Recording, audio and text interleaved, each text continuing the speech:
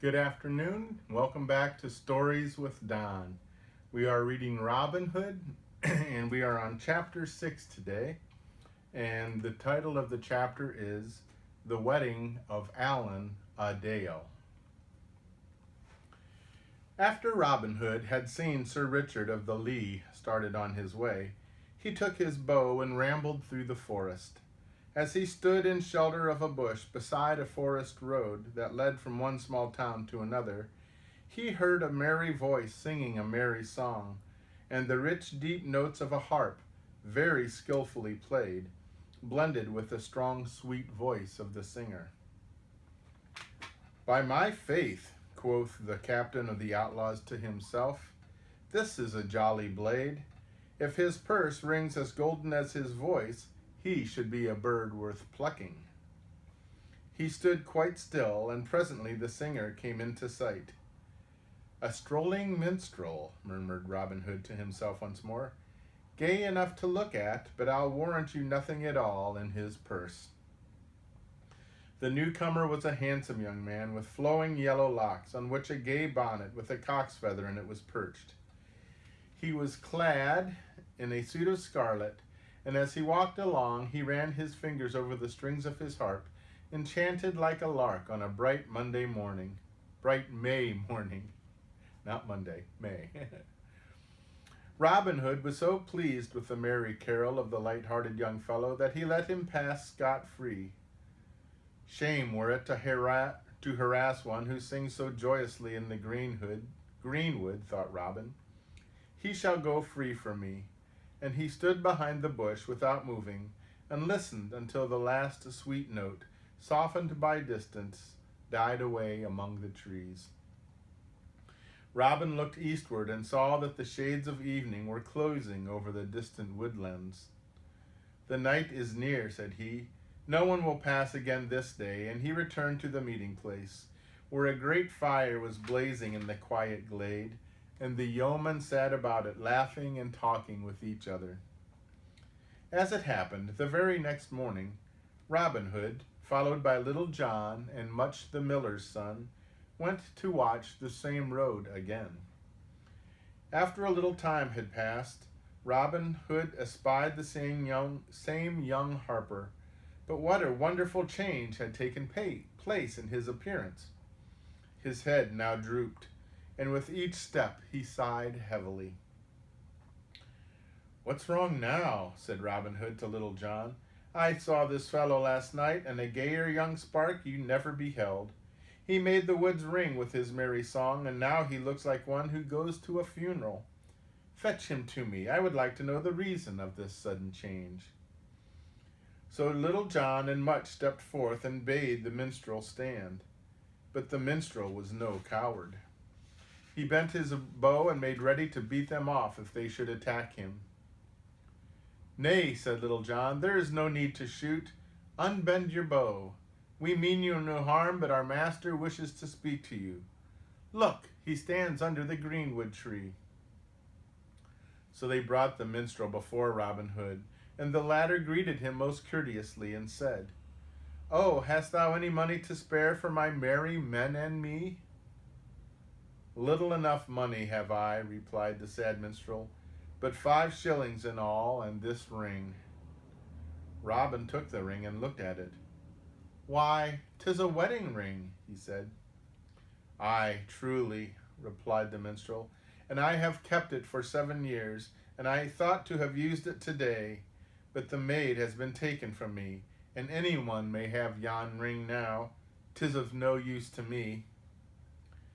"Tell me all about it," said Robin. "Here is a change indeed.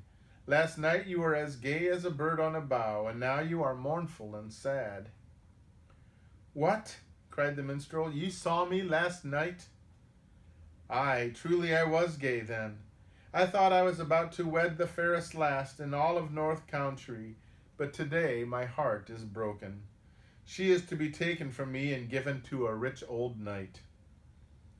"She has changed her mind very suddenly," said Robin Hood. "Nay," cried the minstrel, "she has not changed her mind at all.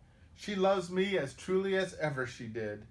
But her friends will have nothing to say to me, because I have neither land nor riches. They will force her to marry the old knight this very day." And he sighed again, as if his heart would break. "What is thy name?" asked Robin Hood. "My name is Allan a Dale," said the man. "Well, Allan a Dale, I am Robin Hood," said the famous outlaw, "and if I help you and your true love, what will you give me?"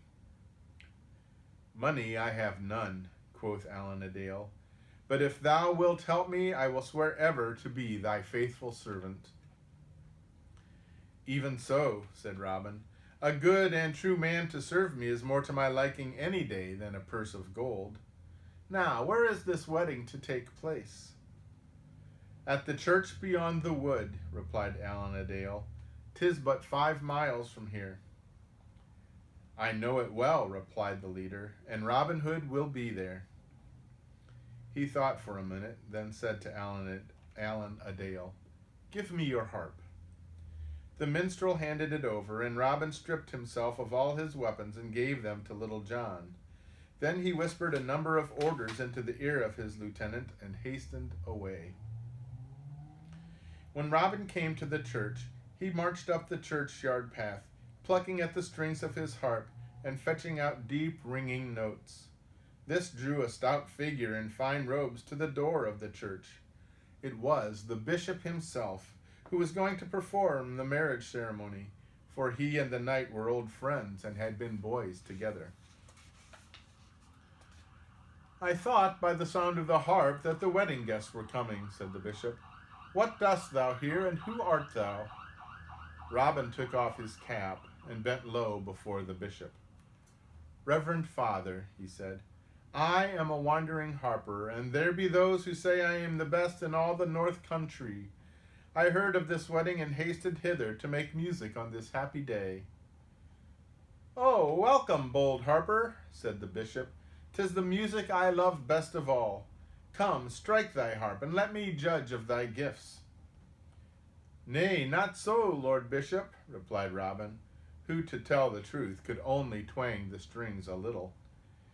"Where I was brought up, 'twould be thought to bring ill luck to begin the music before the bridal procession appears." "Well, prepare thyself," said the bishop, "for here they come now." At that moment, an old, solemn, but wealthy knight appeared at the door of the church, followed by a beautiful young girl. The church was filled with people who came to see the bridal, and when they saw the bride and bridegroom, they looked at each other and began to murmur what a shame it was to wed this pretty young lass to the withered old fellow. The knight was not only withered and spindle-shaped, but he only had one eye and a great hump on his left shoulder, while the maid was as pretty as a rosy dawn and looked as sweet as new-blown May. But in the presence of the bishop in his robes and the wealthy old knight, no one there dared to speak his mind save Robin Hood. "Well," cried Robin, "many a bridal pair have I seen, but never a worse matched couple than this." "Silence, fellow," said the bishop. "The bride is in the church, and the marriage goes on at once." "You speak truth, my lord bishop," answered Robin boldly. "The bride is in the church, and for all that has yet come and gone, she shall choose her own dear."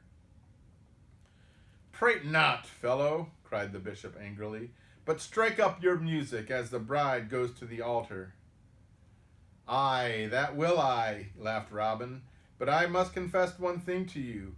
I love the horn better than the harp." And saying this, Robin pulled his bugle horn from under his cloak.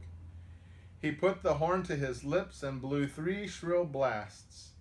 In an instant, it seemed, 24 bowmen came running over the lea, and at their head as they entered the churchyard was Allan a Dale.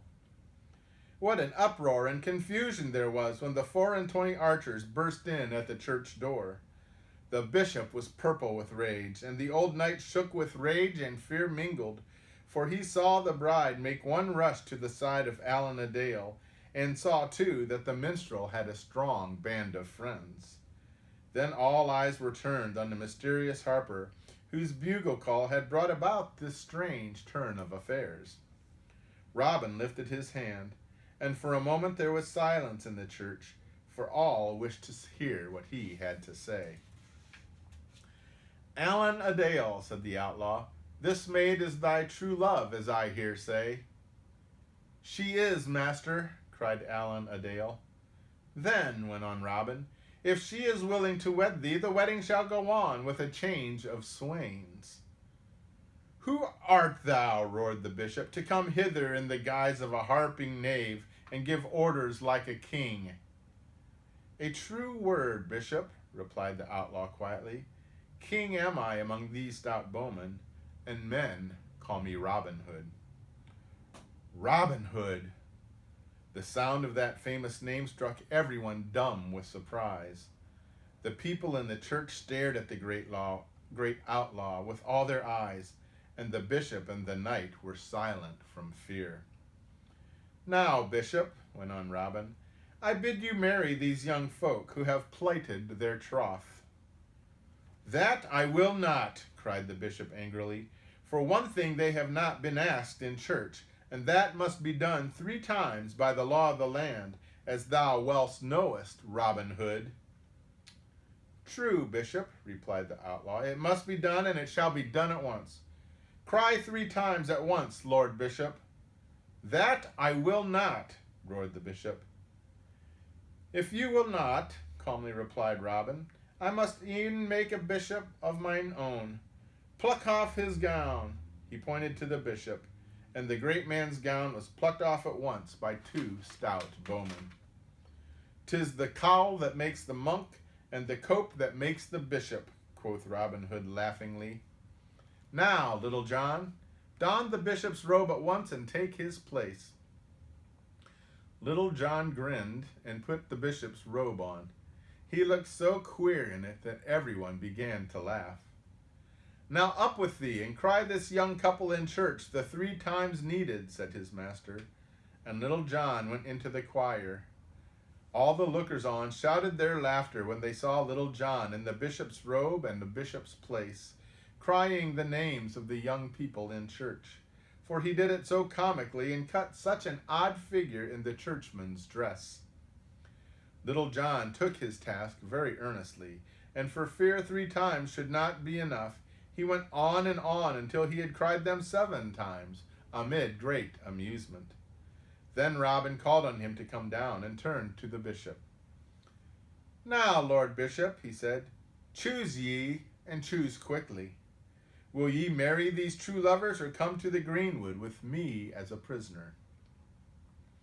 The bishop shook in his shoes at the idea of being carried off to Sherwood as a captive, and quickly agreed to perform the marriage.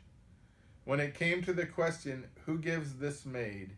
Robin Hood cried out, "That do I, and he takes her from Allan a Dale full dearly, and he that takes her from Allan a Dale full dearly he shall her buy."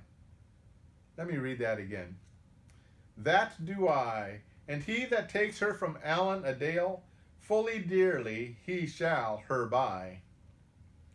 So Allan a Dale and his true love were married by the bishop, who did not wish to do so, and in the face of the knight, who trembled with rage to see his bride taken before his very eyes. But none durst lift a finger against the mighty outlaw and his band of chosen archers. And that is the end of that chapter. Thank you for listening. I hope you have a blessed day, that it doesn't rain on you too much today, and that you stay well. God bless. Goodbye.